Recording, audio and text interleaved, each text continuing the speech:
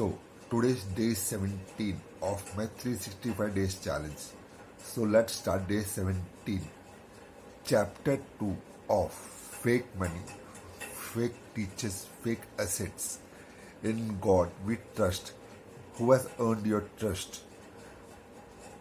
On August 15th, 1971, President Nixon temporarily ended US dollar convertibility to gold. On June 17, 1972, the Democratic National Committee, headquartered in the Watergate building in Washington, D.C., were broken into. It was the event that led to the infamous Watergate scandal. On October 10, 1973, Vice President Spiro Agnew pleaded no contact to charges of federal income tax evasion in exchange for having the charges of political corruption dropped. Gerald Ford, Speaker of the House of Representation, later became Nixon's new vice president.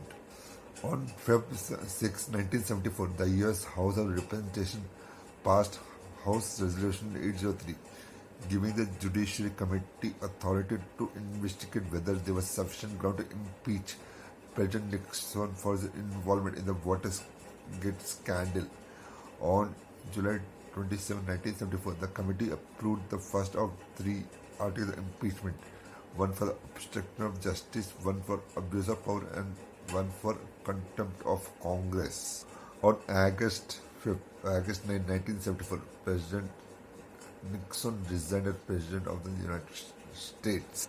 On September 8, 1974, President Gerald Ford issued a full and unconditional pardon for Nixon, immunizing him from prosecution for federal crimes he has committed or may have taken part as president.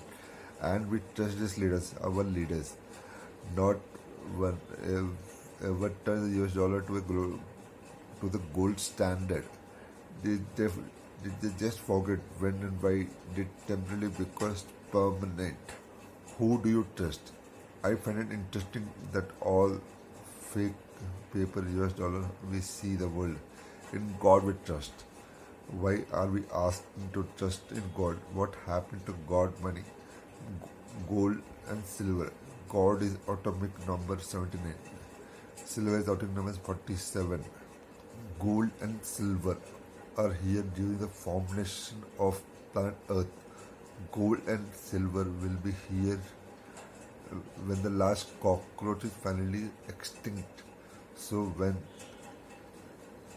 why then do the elites have in God we trust? Is honor all fake money. That is not the first time in history when trusted leaders used fake money to make themselves richer and more powerful. Paper money was first used by the Chinese during Tang Dynasty, AD 617 to 907. It was used for centuries before the practice caught on in Europe in the 17th century. The Chinese empire collapsed when the elites realized it was easy to print fake money to fight wars and build monuments to themselves. The Romans used money. The Romans used gold and silver coins. The Romans created fake money by trimming the edges of the coin, grooved edges, and debasing coin. Today, most US dollars have grooved edges, made it more difficult to shape gold and silver coins. The Romans have then created more fake money by depassing their gold and silver coins. Depassing means gold and silver were mixed with base metals such as copper, tin, and nickel. In 1965, the US government began depassing US silver coins, which is why silver coins have a copper tinge around the edge.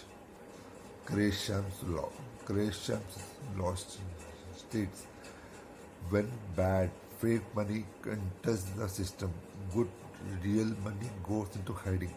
In 1965, I began going to the local banks in Hilo, Hawaii, turning into dollar bills in exchange for rolls of dimes, quarters, and half dollars.